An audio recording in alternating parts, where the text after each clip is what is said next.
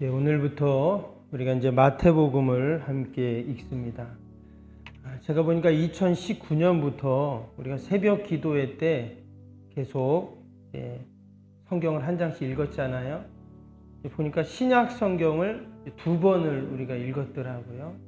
이제 구약은 시가서를 이제 시편, 잠언, 전도서, 아가서를 두 번 읽었고, 이제 예언서는 빼고 창세기부터 에스더까지 또 우리가 한 번 읽었습니다.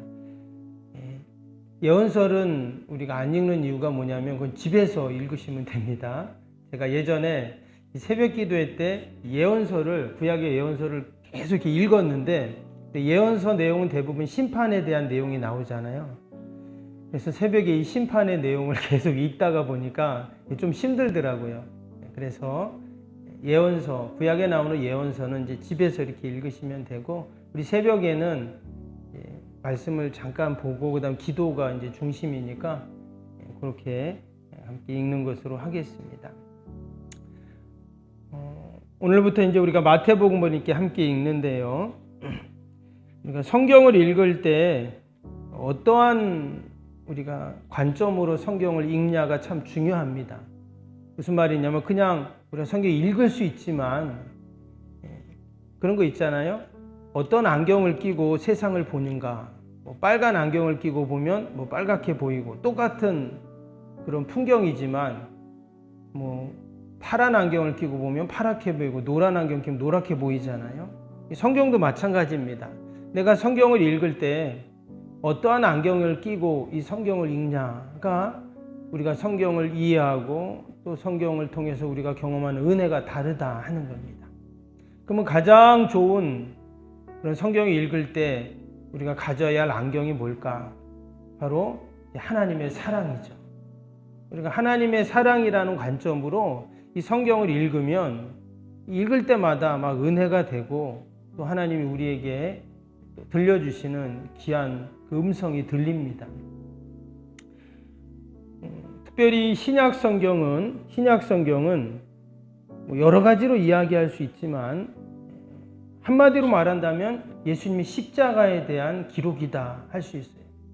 그래서 예수님 십자가 이전의 이야기, 또 예수님 십자가 이후의 이야기로 신약 성경은 나눌 수 있습니다. 근데 그 십자가 사건이 뭡니까? 말씀드린 것처럼 하나님의 사랑이거든요. 그래서 이 신약 성경은 큰 틀에서 보면 우리를 향하신 하나님의 사랑의 준비와 또 그 사랑의 실행이다 이렇게 또 말할 수도 있습니다. 이 십자가가 우리를 향하신 하나님의 사랑의 증표이기 때문에 그렇습니다. 우리가 이 마태복음을 읽을 때 이 하나님의 사랑이라는 안경을 끼고 우리가 한 장씩 읽으면 여러분 큰 은혜가 있을 줄로 믿습니다. 그러면 이 마태복음, 신약의 첫 번째 책인 이 마태복음이 어떻게 시작되고 있는가? 우리 1절 한번 볼까요? 1절 보면 아브라함과 다윗의 자손 예수 그리스도의 계보라 이렇게 시작이 됩니다. 제가 예전에 어떤 목사님이 이 마태복음에 나오는 이 족보, 특별히 1절 있죠? 1장 1절 아브라함과 다윗의 자손 예수 그리스도의 계보라, 이 말씀 한 구절을 가지고 이 한 구절을 20번을 설교를 하시는 분이 있더라고요. 이 한 구절을 갖고 설교를 20번을 하는 거예요. 뭐 비슷한 내용들이긴 하지만, 그래서 참 저 목사님도 대단한 분이다 이렇게도 생각을 했지만, 또 다른 한편으로는 그만큼 이 마태복음 1장 1절이 중요한 말씀이다 하는 것을 우리에게 얘기하는 것이죠. 창세기 1장 1절도 마찬가지입니다. 하나님께서 태초에 천지를 창조하시니라. 그 말씀도 얼마나 중요합니까? 성경을 딱 시작할 때 첫 번째 하신 말씀이잖아요. 근데 이 신약 성경의 첫 번째 책인 마태복음에서 첫 번째 하신 말씀이 아브라함과 다윗의 자손 예수 그리스도의 계보라. 이 계보라는 말은 이제 족보다 이런 말이잖아요. 이 말씀이 너무나 중요합니다. 그러면 왜 하나님께서 신약 성경, 구약의 말라기 선지자 이후 400년 동안 성경은 침묵한다고 하죠. 그래서 구약하고 신약하고 사이에 400년이라는 공간이 있어요. 역사 속에서는. 근데 그때는 아무런 기록이 지금 없습니다. 그리고 이제 신약 성경이 딱 이제 시작이 됐는데 그 첫 번째 얘기가 족보 얘기다. 구약에도 보면 족보가 이렇게 있죠. 앞부분에 보면. 근데 사실 이 족보는 어떻습니까? 읽다 보면 이름이 많이 나오고 또 이 족보는 우리와는 아무 상관도 없는 족보잖아요. 우리 집안 족보도 아니고. 그래서 사실 성경의 족보의 이야기를 읽을 때 상당히 지루하고 또 이제 재미가 없습니다. 계속 뭐 이름만 낳고 이름만 나오고 여기에도 보면 뭐 누가 누구를 낳고 이런 얘기가 지금 계속 나와요. 이게 뭐가 중요한가? 근데 서두에 말씀드린 것처럼 우리가 성경 읽을 때 어떤 안경을 끼고 보라고요? 하나님의 사랑이라는 안경을 끼고 이걸 읽으라고 했잖아요. 그러면 이 족보 이야기는 어떤 이야기일까요? 우리를 향하신 하나님의 사랑 이야기다 하는 거예요. 유대인들에게 있어서 족보는 어떨까요? 유대인들은 족보를 상당히 중요하게 생각합니다. 우리도 예전에 보면 족보가 중요하죠.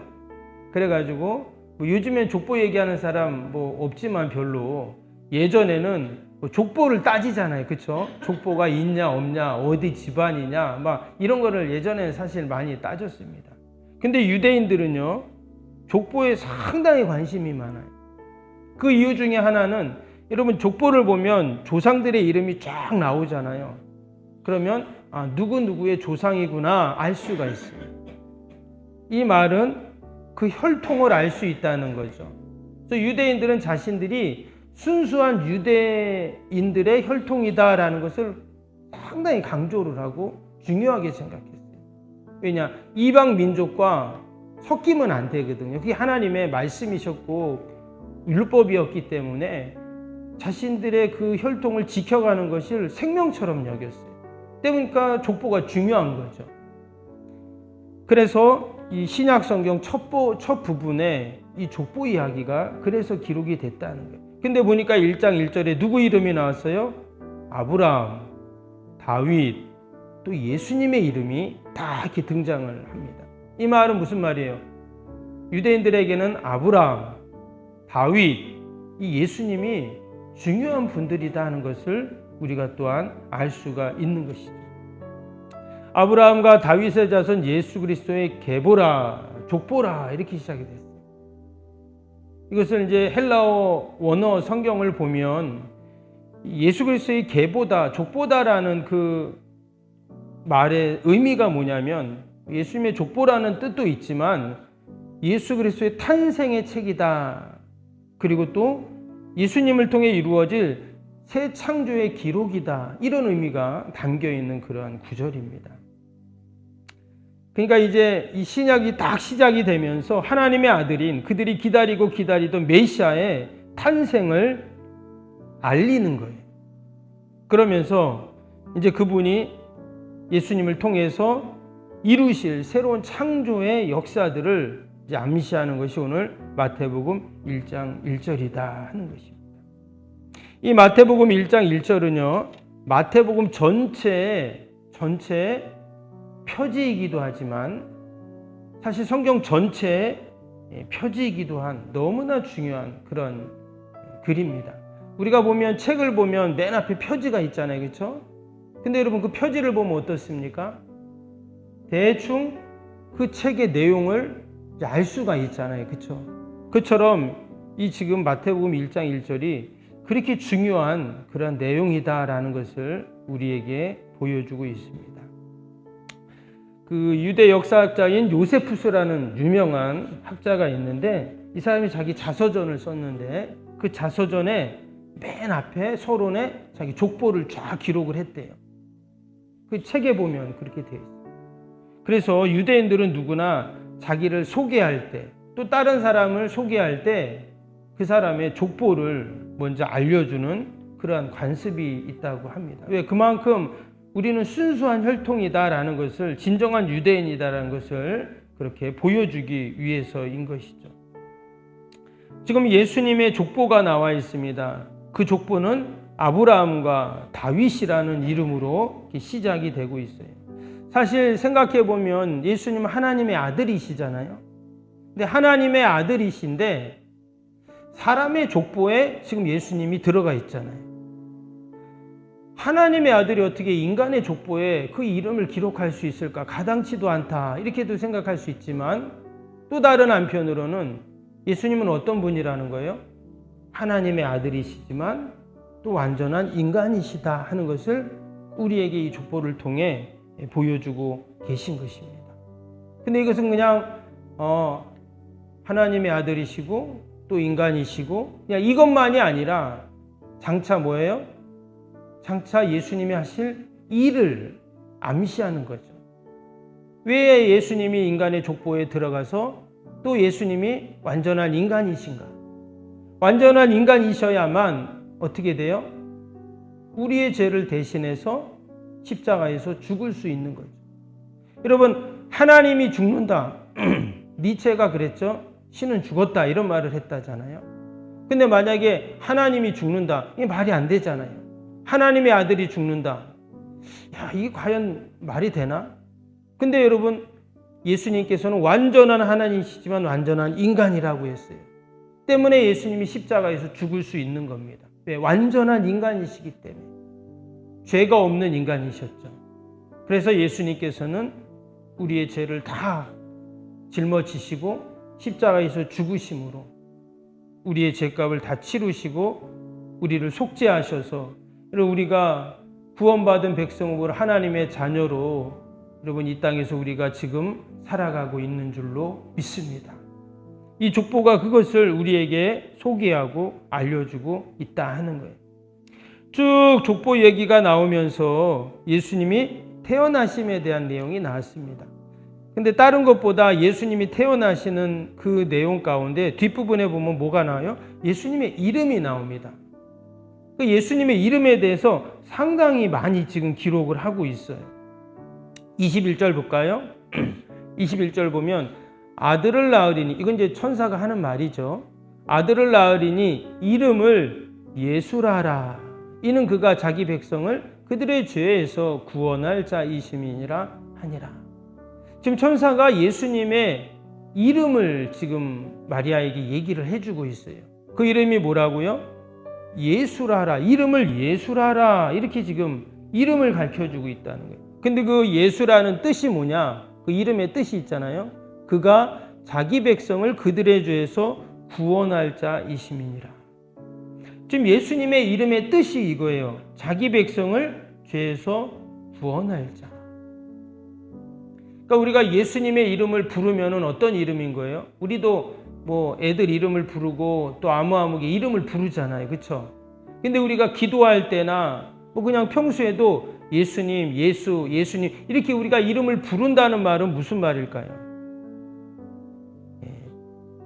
우리를 죄에서 구원할 자이십니다. 우리를 죄에서 구원하여 주옵소서. 이런 뜻인 거예요.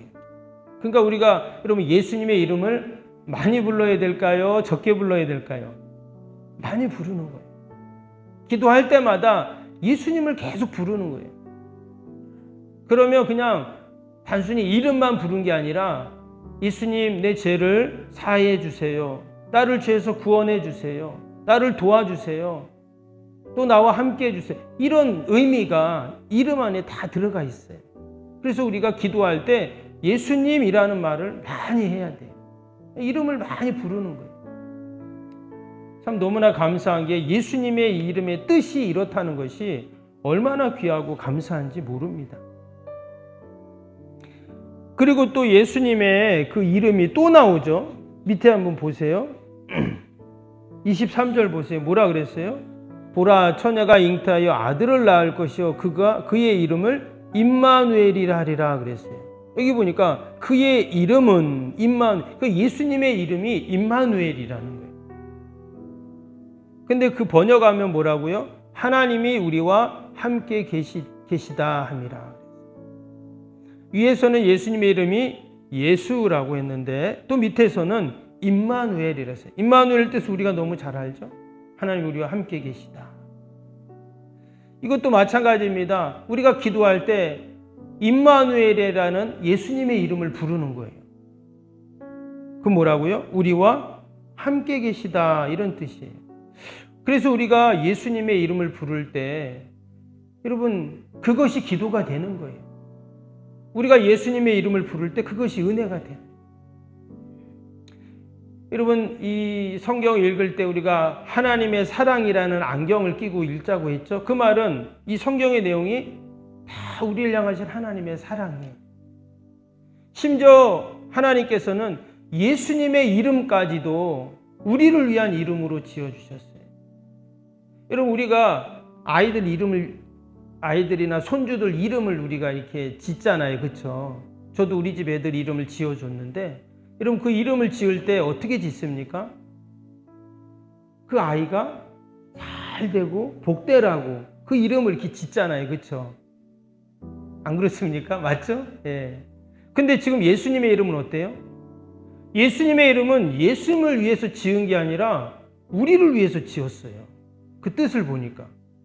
예수님이 잘 되고 예수님이 복되라고 예수님을 위해서 지은 이름이 아니라 그 예수님의 이름이 우리가 잘 되고 복되라고 그렇게 이름을 지어주셨다는 거예요. 저는 이 예수님의 이름을 보면서 이 하나님의 사랑이 얼마나 감사한지, 얼마나 귀한지. 우리로 하여금 예수님의 이름을 계속 부르고 우리가 예수 그리스도라고 하죠. 그리스도는 뭡니까? 메시아. 바로 우리를 구원할 자잖아요. 그 그리스도라는 뜻은 기름 부음을 받은 자라는 뜻이에요.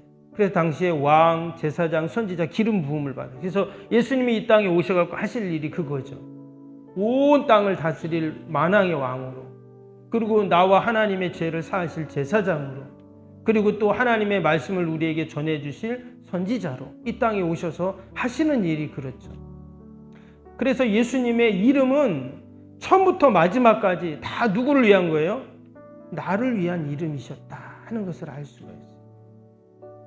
이 족보를 기록한 이유가 바로 그겁니다. 하나님이 우리를 얼마나 사랑하시는지 이 족보에는 이름을 적는 거잖아요. 왜 이름을 적는가? 바로 하나님께서 나를 얼마나 사랑하시는지를 보여주시기 위해서 그 예수님의 조상들의 이름까지 다 언급하면서 결국은 누구 이름을 적는 거예요? 예수님의 이름을 적는 거잖아요. 오늘도 우리가 예수님의 이름을 많이 부르시기를 축복합니다.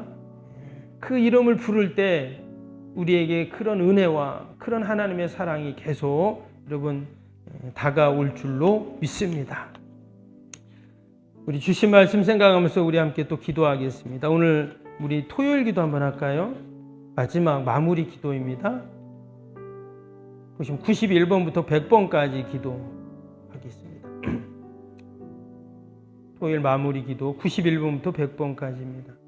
담임 목사님과 건축위원장, 건축위원들에게 성령으로 기름 부어 주셔서 건축을 잘 감당하게 하옵소서. 아멘. 새성전 건축에 참여하는 모든 분들에게 하늘의 지혜와 명철을 부어 주셔서 한 실수도 없이 건축되게 하옵소서. 아멘.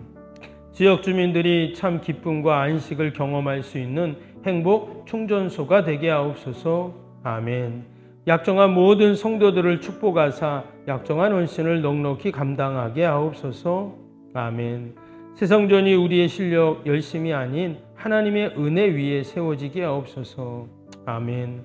온 성도들이 교회에 대한 사랑과 긍지로 하나 되어 소명을 이루게 하옵소서. 아멘.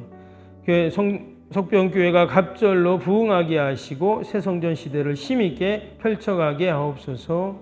아멘.